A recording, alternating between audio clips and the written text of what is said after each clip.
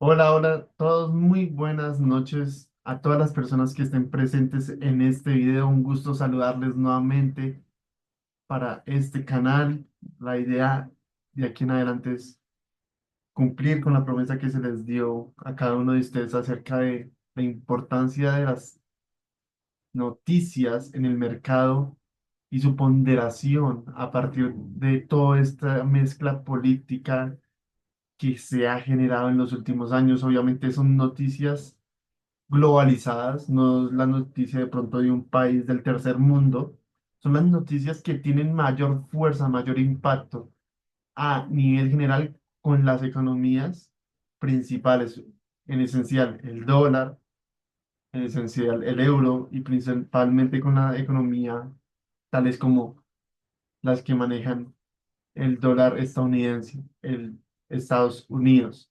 Porque es interesante e importante reconocer su ponderación a partir de todo lo que implica, es decir, las noticias relacionadas al dólar tienen muchísima fuerza es por su poder adquisitivo.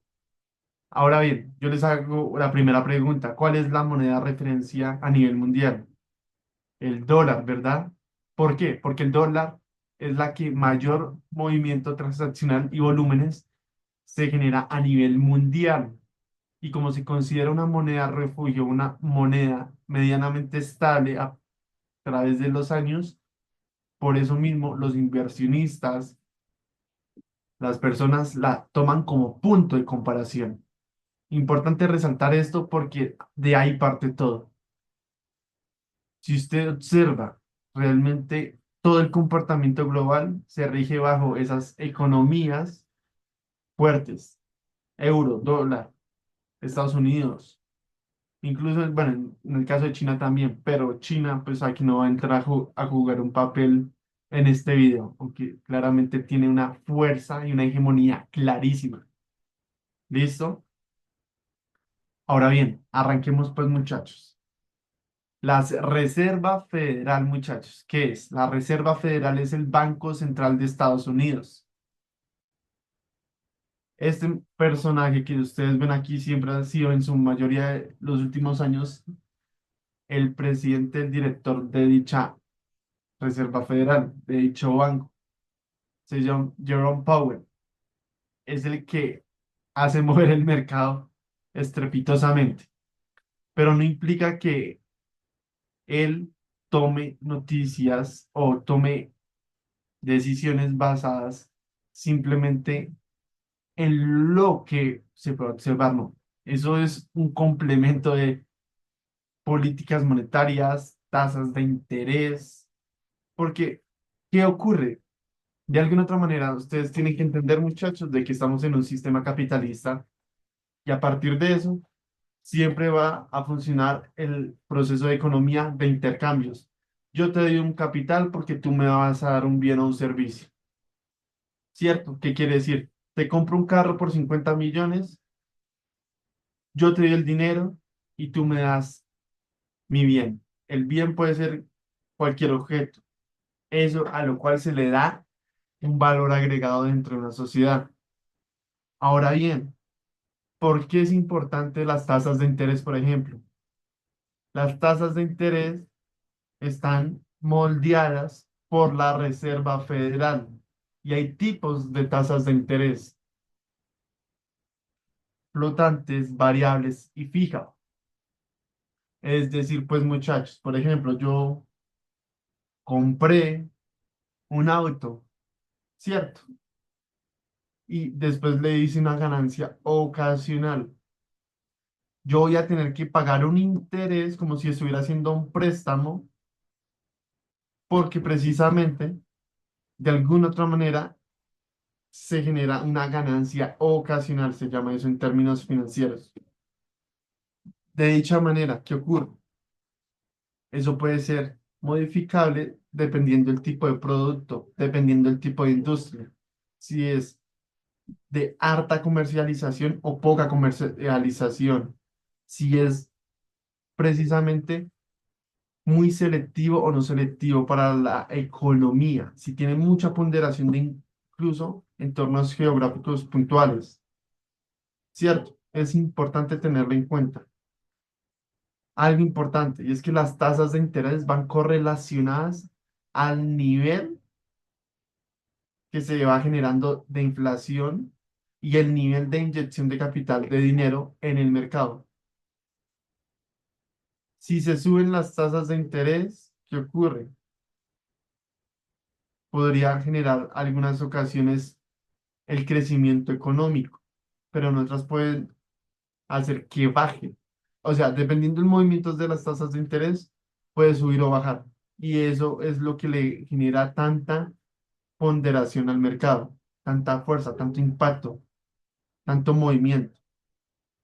¿Listo? Eso por un lado. Espero lo hayan entendido. Vamos a ver la otra noticia, el PIB, Producto Interno Bruto. Cada país tiene un Producto Interno Bruto y es la medida del valor total de los bienes y servicios producidos en un país durante un periodo de tiempo. Eso normalmente se maneja en trimestres, semestres y anuales. Es decir, pongo como ejemplo Colombia. En el primer trimestre generó 1.000 millones de dólares en ganancias a partir de la transacción de valores de bienes y servicios. En el segundo trimestre generó 950 millones de dólares. ¿Qué indicaría eso, muchachos? Que de alguna manera hubo una disminución en su fuerza de producción, que es lo que rige la economía nacional e internacional en términos económicos de fuerza como tal de la moneda, es su PIB. Si el Producto Interno Bruto de una economía, de un país, es grande, es porque tiene mayor impacto sobre sí mismo y sobre su entorno. Es decir, por ejemplo, Colombia, a comparación del Producto Interno Bruto de Estados Unidos, no es nada, porque precisamente no tiene una capacidad de producción grande. Si el PIB baja, estamos diciendo que la economía de Colombia bajaría, por ejemplo. Si sube, se está fortaleciendo. El PIB mide el poder adquisitivo que se está generando a partir de todas las industrias que están comercializando dentro y fuera de la economía del país geográficamente y políticamente. Eso implica, eso mismo pasa con Estados Unidos, con un país como Alemania, como España. El PIB da ese impulso a la economía o ese receso para continuar en su dirección. No se les haga extraño que si, por ejemplo, el PIB se vuelve débil, la divisa se vuelva más débil. Si el PIB sube, es decir, su capacidad económica se vuelve más fuerte, pues su economía se valoriza. No se les haga extraño eso. Eso ocurre mucho, porque es la unidad de medida que les permite hasta cierto punto saber qué tan fuerte es la economía de cada país. ¿Listo? Las NFPs, las llamadas nóminas no agrícolas, es un informe mensual, esto sí es netamente de Estados Unidos, sobre el departamento de trabajo que da dicho país. Es decir, ahí se detalla, es decir, como un inventario, cuántos empleos se han creado o perdido en la economía estadounidense durante cierto tiempo en específico. Es decir, por ejemplo, si se crearon 100.000 trabajos en el primer mes, ¿qué debería pasar? Que esta noticia haría que el mercado suba, principalmente, por ejemplo, a los índices americanos. ¿Por qué? Porque pues hay activación económica, al DXY. Pero si baja, bajo lo esperado, tendría que bajar las economías.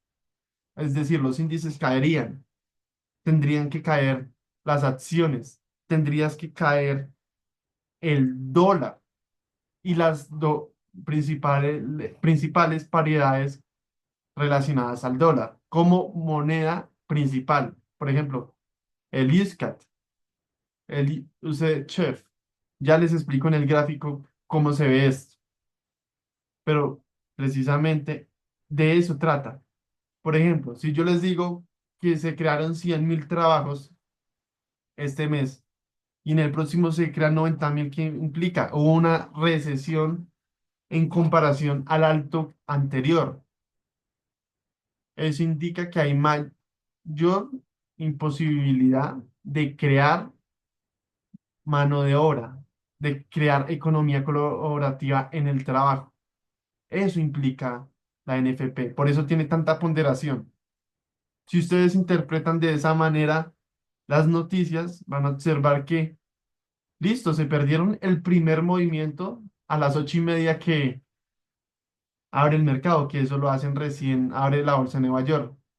Pero estas noticias de tanto impacto generan un historial, es decir, hoy subieron, ¿no? Pero como generan ponderación día tras día, puedes decir, si esa fue positiva, a lo largo de la semana o 2, 3 semanas, el mercado va a estar alcista. ¿Listo? Es importante tenerlo en cuenta y presente porque incluso generan movimientos mensuales basados en el mes, generan targets operativos. ¿Listo? Este es ahora el IPC, índice del consumidor. Aquí les pongo un ejemplo y dice que en los últimos meses el IPC está más alto de lo esperado. Ha generado preocupaciones porque el índice del consumidor genera de alguna otra manera movimientos en las tasas de inflación y tasas de interés. Esto afecta, por ejemplo, los activos de demanda y los activos de bajo riesgo. Por ejemplo, si los índices de, por ejemplo, al consumidor se elevan, ¿qué ocurre? Esto se va modificando. Cuando hay rescisiones, por ejemplo, ¿qué ocurre? La gente va a refugiarse en activos estables, por ejemplo, el oro, que ha sido un valor y un activo refugio. Cuando hay crecimiento económico, ¿qué ocurre? Nos vamos a la renta variable. De aquí parte eso. Esa es la ponderación secundaria que tiene la necesidad de mantener la estabilidad económica. Y por ejemplo, la economía se mueve en base a la inflación. Si no hay inflación, no hay crecimiento económico. Ustedes dicen todo está más caro. Sí, pero también la economía y su pago mensual, por ejemplo, de los salarios van subiendo, que obviamente no suben a favor siempre de las tasas de inflación, es distinto, pero van correlacionadas. Por ejemplo, en Colombia, la última vez subieron el salario mínimo vigente un 10%, si no estoy mal. ¿Cuánto subió la inflación?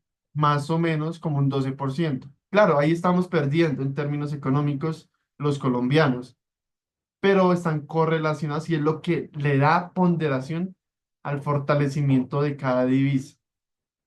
¿Listo? Los inventarios de petróleo, muchachos. Hagan de cuenta que ustedes tienen un negocio y tienen una bodega de cualquier tipo de instrumentos.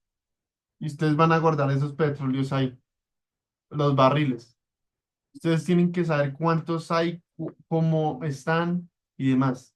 Estos inventarios de petróleo van dirigidos casi que netamente al almacenamiento que tiene Estados Unidos dentro de su país y en otros, porque pues cada país obviamente tiene reservas incluso en otros estados, porque pues ahí es donde pues se hacen las transacciones nacionales e internacionales para el TLC, otro tratado de libre comercio. No necesariamente tienen que estar exportando e importando todo en cada momento.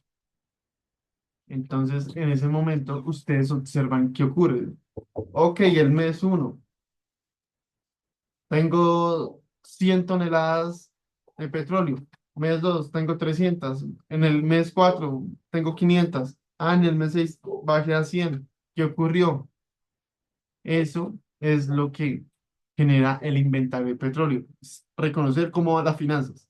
Entre haya más, pues mayor ponderación tiene desde los aspectos positivos. Funciona como una empresa. Cada país es una empresa. Y si tú lo piensas en esos términos, estos son los indicadores que están evaluándolo a uno. Por ejemplo, un call center. Al operador lo evalúan bajo ciertos términos y condiciones. Estas noticias son como los términos y condiciones que van evaluando la economía global e individual de cada país. ¿Listo? Les voy a mencionar qué es el DXY y es el índice del dólar. ¿Por qué? Porque esto está relacionado directamente con las noticias que acabamos de ver. Si ustedes entienden esto, les aseguro que van a tener la facilidad de establecer targets o puntos objetivos en 6 meses, 7 meses, un año. Y no van a estar tan esclavizados de lo que implica estar viendo la gráfica de manera intraday. El DXY es el índice del dólar frente a otras divisas, ¿cierto? Por ese lado, ¿con cuáles se van a comparar? Todas las divisas se comparan, cabe aclarar. El euro, el yen japonés, la libra esterlina, dólar canadiense, el sueca y el franco suizo. Es decir, por ejemplo, de alguna manera, ¿cómo está el dólar de manera independiente y correlacionada frente a la libra, al yen, al euro? ¿Ok? Para que se haga una ponderación de lo que realmente se está generando en movimiento. Eso implica eso. Si usted miran las proporciones, ¿con qué se compara más? Con el euro. Ahí está en la foto. ¿Por qué, muchachos? Porque es el activo que le sigue después del dólar para hacer mayor transacciones vigentes a nivel mundial. Y así se va organizando. ¿Por qué? Por su estabilidad, por su facilidad en transacciones. Y también miramos el índice del euro. También se calcula casi que como el de XY, pero con las otras divisas. Si ustedes miran, normalmente, si el euro sube, el DXY baja. Y a la inversa, son correlaciones negativas. Entonces, por ejemplo, si ustedes miran el ISCAT que está subiendo, no le metas compras también, por ejemplo, al oro. Son inversos, aunque el oro tiene un valor activo refugio. Ya se los explico precisamente en las gráficas, pero eso es lo que realmente implica. ¿Listo? Espero les haya gustado esta primera parte. Vamos a pasar a la parte práctica de cómo cada uno de ellos tienen una posibilidad de fuerza. ¿Listo? Entonces vamos a arrancar con las tasas de interés.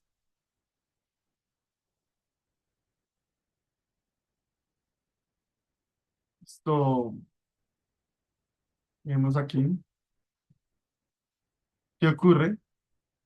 Y es que cuando hay, por ejemplo, cambios en las economías, tú vas a observar que las tasas de interés fluctúan. Cuando las tasas de interés fluctúan, la inflación pues también se va a comenzar a movilizar. Y hay políticas monetarias agresivas y retroactivas. ¿Cuáles son las principales? ¿Cuándo salen a flote cada una? Por ejemplo, la restrictiva sale cuando hay muchos dólares en circulación y la agresiva cuando hay pocos de ellos y toca estimular la economía para que suba. Entonces ya saben que si suben las tasas de interés, ¿qué podría ocurrir o qué podría ocasionar? Subir las tasas de interés implicaría que bajara. Bajarlas implicaría que subiera. Es como decir, estoy pagando menos impuestos por comprar y vender ciertos activos. Entonces estimula el endeudamiento y a partir de eso, pues la economía crece. Si me hago entender, muchachos, eso por un lado, respecto a las tasas de interés. Vamos a ver el siguiente, que habíamos dicho que es el PIB, Producto Interno Bruto. Por ejemplo, lo vamos a explicar en un ejemplo aquí muy sencillo. Esto es inverso a lo que es la desvalorización de cada divisa. Si el Producto Interno Bruto de un país tiene una curva ascendente, que indica que su economía se está fortaleciendo, por ende, su divisa, su moneda de cambio va a ser mucho más estable y se va a desvalorizar menos. Por ejemplo, ¿qué pasa con la moneda argentina, ARS, USD? A lo largo de los años, por las políticas monetarias que ellos han generado y han sido restringidos en diferentes entornos, ¿qué ha ocurrido con esa divisa? Que ha subido, ha subido, ha subido un montón. Eso es lo que ha ocurrido, ¿sí? Bueno, eso, y espérame, se me, para que lo puse al revés, lo comparé primero con el otro activo, espera, ARS, pongámoslo simple, como un único. ¿Qué ocurre? No hay gráfico, pero si ustedes ven eso, va subiendo. Eso ocurre. Si ustedes le preguntan a un argentino qué ha ocurrido en los últimos años, ellos han tenido que guardar su dinero en criptomonedas. ¿O qué ocurrió, por ejemplo, con Venezuela, para no irnos tan lejos? Su economía se desvalorizó tanto que un bolívar no vale nada. Eso ocurre. Un país va a medir su fuerza en base, pues claramente, a las implicaciones que tiene la misma. O sea, si exporta y importa mucho, excelente. Si no, pues graves. Respecto al DXY, vamos a observar algo importante, muchachos, y es que está correlacionado con las NFPs, las nóminas no agrícolas, que indican el nivel de empleo que hay en un sector económico en general de Estados Unidos. ¿Por qué Estados Unidos? Porque es la economía más fuerte. Entonces, aquí está un punto A, un punto B. Si las tasas de empleo quedan a favor, es decir, en positivo, pues suben, ¿cierto? Si no, pues caen, muchachos. Eso indica dicho proceso. Por ejemplo, si estamos en un punto A, vamos a tomarlo como ejemplo, y aquí está el de XY, y llegó el reporte de las NFPs y salió a favor, que en vez de 100.000 empleos tiene 200.000, pues el de XY va a subir, porque el índice del dólar sube, es decir, se fortalece el índice del dólar. Para pasar al siguiente punto, indicaría que hay una fuerza mayor en el proceso de adquisición de dólares, porque le genera mayor confianza al inversionista. Entonces va a subir. Eso ocurre con las NFPs y su ponderación en el mercado. Si las NFP suben, muchachos, ¿qué ocurre con el neozelandés? Cae. El neozelandés en ese caso tendría que caer, por ejemplo. Tendría que caer. ¿Qué pasaría con el euro dólar, por ejemplo? Tendría que caer, muchachos. Pero ¿qué pasaría si la NFP sale a favor con una divisa como el ISCAT? Tendría que subir, muchachos, porque son la moneda principal de comparación. El USD, que es el dólar, iría principalmente. ¿Qué pasaría con el USD y el yen? Tendría que subir. Si me hago entender las correlaciones, tendría que elevarse.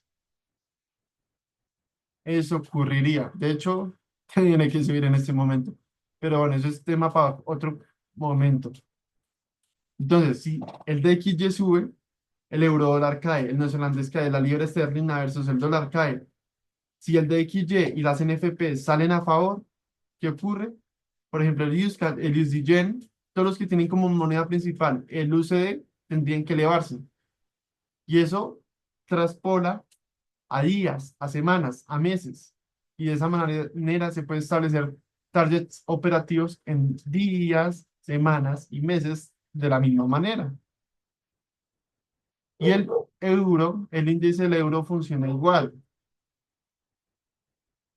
Si el DXY sube, ¿qué ocurriría con el euro? Pues debería caer porque pues hay menos euros en circulación por su volumen adquisitivo. Mire, este es el DXY, muchachos. Y este es el índice de futuros del euro, perdón. ¿Qué ocurre? A lo largo del tiempo, uno es inverso al otro. Si es, mira, le van a marcar un tiempo estipulado. Por ejemplo, desde agosto del año pasado ha caído. ¿Qué ha pasado con el DXY desde agosto del otro año? Ha subido. Sí me hago entender las correlaciones y cómo de esta manera pueden hacerse más simple el trading en forex, en futuros, en metales, en criptos. Así funciona.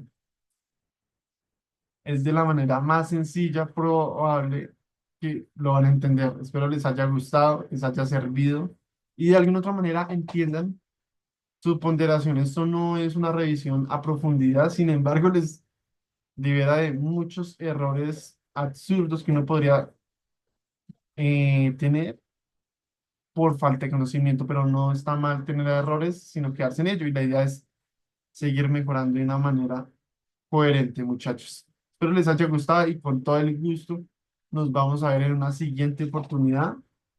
La idea es seguir rompiéndola de la mejor manera, porque de esa manera es como se construye el trader, ¿no? El trading, todo lo que implica crecer en la vida. Entonces, muchachos, suscríbanse, espero aprendan mucho, dejen sus comentarios, compartan este canal y con todos muchachos que en una siguiente oportunidad les vamos a mostrar también información de alta calidad.